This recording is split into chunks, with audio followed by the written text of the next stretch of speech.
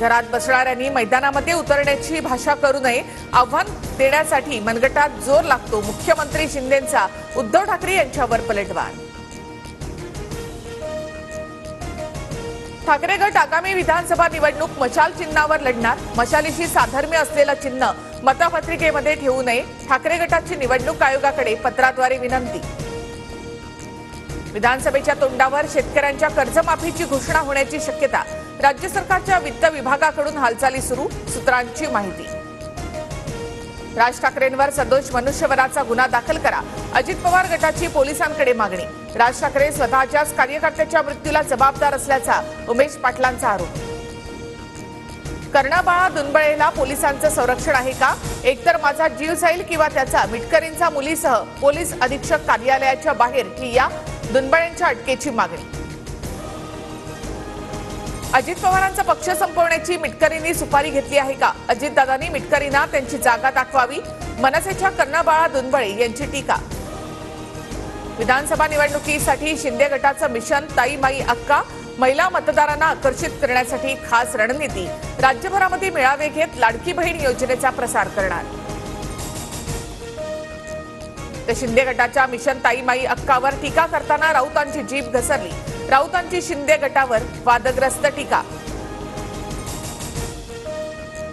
राऊतांच्या टीकेला शिंदे गटाकडून त्याच भाषेमध्ये उत्तर. येत्या विधानसभेमध्ये आमचा नेता पक्का, उबाठाचा पराभव पक्का, शीतल म्हात्रेंची टीका.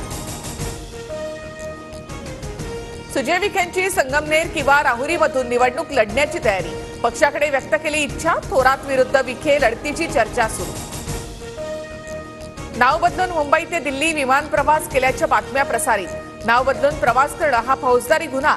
अजितदादांच्या दिल्ली दौऱ्यावरून खासदार सुप्रिया सुळेंकडून लोकसभेमध्ये प्रश्न उपस्थित.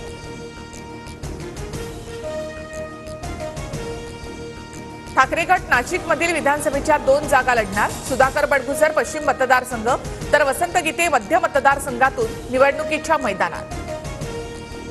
ठाकरे गटाच्या जागांवर काँग्रेस दावा करणार. मुंबईतील 16 जागांसाठी काँग्रेसची मोर्चे बांधणी सुरू. कुलाबा, मुंबादेवी, भायखळा, वांद्रे पूर्व, वांद्रे पश्चिम जागांचा समावेश.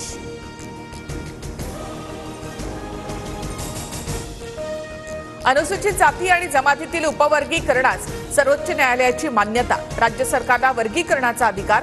7 न्यायमूर्तींनी 6 विरुद्ध 1 अशा बहुमताने निकाल दिला.